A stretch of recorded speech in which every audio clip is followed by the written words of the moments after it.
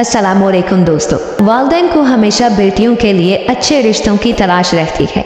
मेरे लिए भी अच्छी सूरत की वजह से कई खुशहाल घरानों से अच्छे रिश्ते आए, मगर बात न बन सकी।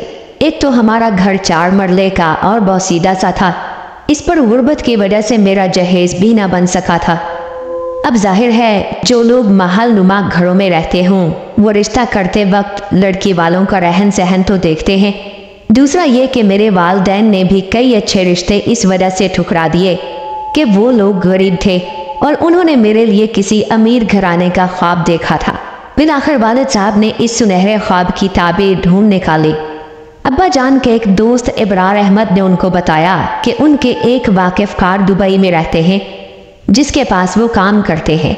वो एक अरबी ताजर था और बहुत दौलतमंद था। वो पाकिस्तानी मुसलमान लड़की से शादी करना चाहता है। अगर तुम कहो तो मैं अपने दोस्त से बात करूं। वो आजकल उस अरबी ताजर के साथ पाकिस्तान आया हुआ है। वालिद साहब ने फौरन हामी भर ली कि हाँ, मुझे उनके पास ले चलो। अगर अरबी ज़्यादा उम्र रसीदा नहीं है तो मैं इस रिश्ते को कबूल कर लूँगा। ये अरबी ताजर सैर व तफरीह की गरज से पाकिस्तान आया हुआ था। वालिद दोस्त के हमरा जाकर उससे मिले। ये एक उधेड़ उम्र शख्स था। अब्बा जान ने फौरन इस रिश्ते को कबूल करने का इंदिया दे दिया।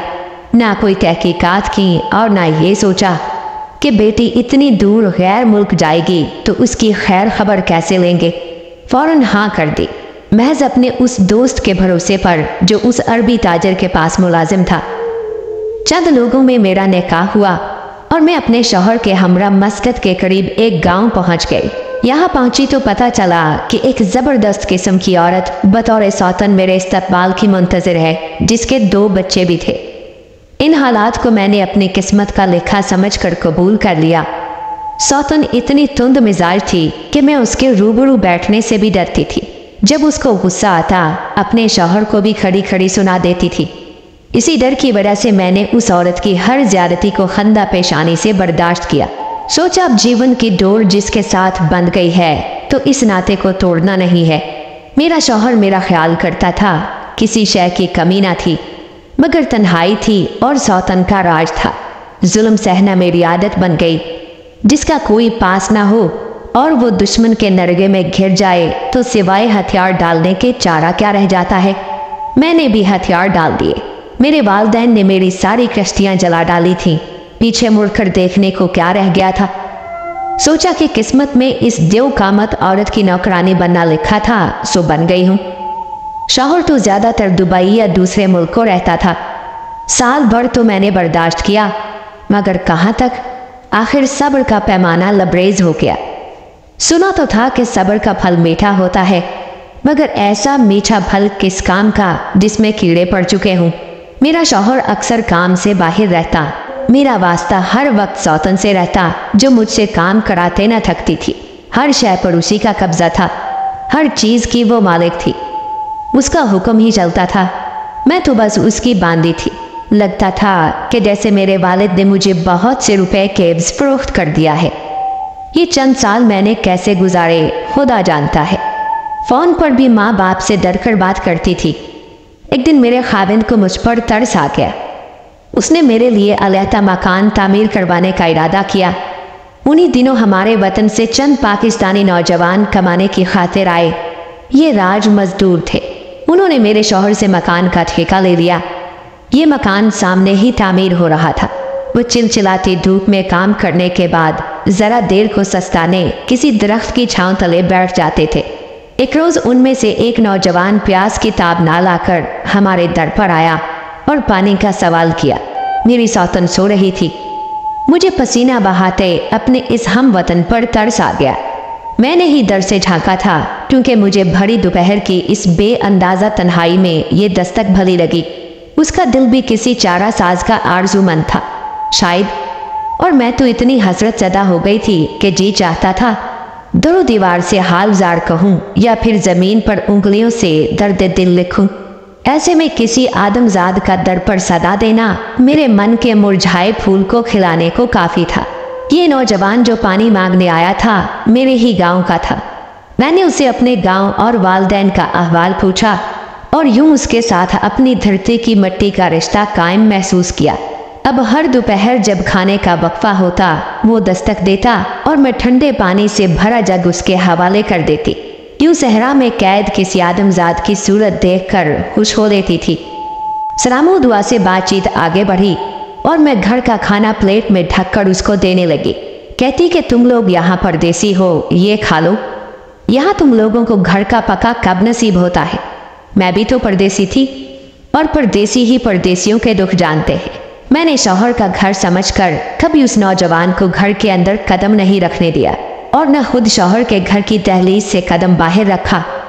इस बात का इल्म मेरी सौतन को भी था। वो मुझे राज मजदूरों को पीने का पानी देने से मना नहीं करती थी। मैंने कभी न सोचा कि किसी से मोहब्बत करूंगी।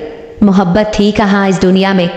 जिस हमदर्द चेहरे को देखती थी लगता यही तन्हाई के संगलाख में जीने का आसरा है।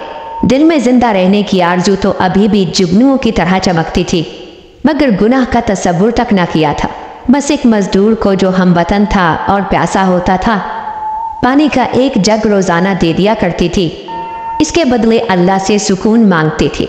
एक रोज मेरी सौतन ने मुझसे अपना कीमती लिबास इस्त्री करने को कहा। वो मुझे अनजाने में जल गया। वो भड़क उठी।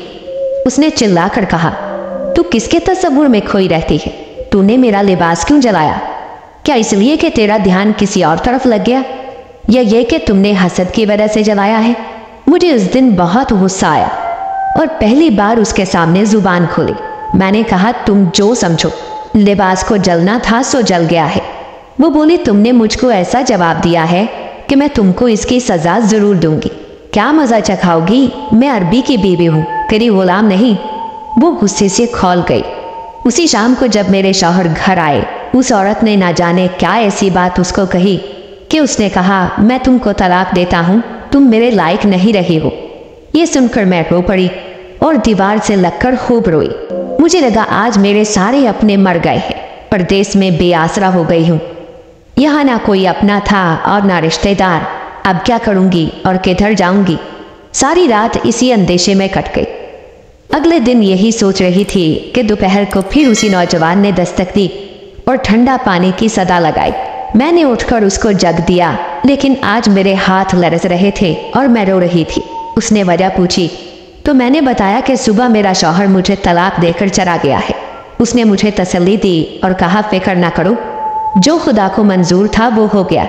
अगर उसने तुमको तलाक दी और तुमको घर से जाने को कहा तो मैं तुमको सहारा दूंगा। फिलहाल तुम पाकिस्तान वापस चली जाओ, मैं तुमको वहां आकर तुम्हारे वालिदैन से रिश्ता मांगकर अपना लूंगा। अभी तुमको पाकिस्तान जाकर अपने वालिदैन को हालात से आगाह करना चाहिए। शाम को अरबी आया। उसने कहा कि तुम्हारे वालिद को फ़ोन पर इत्तला कर दी है, तुम्हारा खरूज लग जाएगा, तुम तैयार रहना पाकिस्तान जाने के लिए। मैंने किसी रद्द अमल का इजहार ना किया, अपने कमरे में जाकर तैयारी करने लगी। अरबी ने मुझे जो जेवर दिया था कहा कि तुम ये अपने साथ ले जा सकती हो। मैं जानता हूँ कि तुम यहाँ खुश नहीं हो, वापस जाना चाहती हो तो खुशी से जाओ और अपनी ज़िंदगी गुजारो। मैं तुम्हारे लिए इतनी रकम का इंतज़ाम कर देता हूँ कि तुम पाकिस्तान में कुछ साल बगैर माली तंगी के गुजार सकती हो। जब मैं पाकिस्तान पहुँची, माँ बाप ने मेरी हालत पर कलेजा थाम लिया। उन्होंने तो बड़ी आरजू से रुखसत किया था। कभी उनसे फ़ोन पर बात करती थी तब भी अपने दुख सुख न कहती थी कि वो परेशान ना हो, मगर अब मेरा चेहरा खुद मेरी कहानी कह रहा था, जिस पर खुशी का एक भी फूल नहीं था। मेरी जिन कज़नों की गरीब और मतवसत घरानों में शादियां हो गई थीं, वो भी आज खुशो खुरम जिंदगी गुजार रही थी, मगर मैं सोने का जेवर लेकर आने वाली फिर भी खाली दामन थी और अब माथे पर तलाक का टीका सजा कर आई थी। 6 माह वालिदैन मुझे देख देख कर आहें भरते रहे। बिल आखिर उनको बता दिया कि एक राज मजदूर नौजवान जिसका नाम रियाज है वो आएगा, आप मेरा उसके साथ रिश्ता कर देना। मुझे राज मजदूर कबूल है, मगर ऐसी दौलत नहीं जो हर लम्हा नागिन बनकर इंसान को डसती रहती है। साल गुजर गया तो मैं मायूस हो गई। सोचती थी कि रियाज भी बेवफा निकला, उसने भी धोखा दिया। मैंने उसका ख्याल ही दिल से निकाल दिया। लेकिन साल के बाद एक रोज़ वो अपने बूढ़े वालिदैन को लेकर आ गया। माँ बाप ने इस बार मेरी मर्जी का एहतराम किया और मेरी शादी रियाज से करा दी। आज एक गरीब मजदूर के घर में खुशो खुरम जिंदगी गुजार रही हूँ।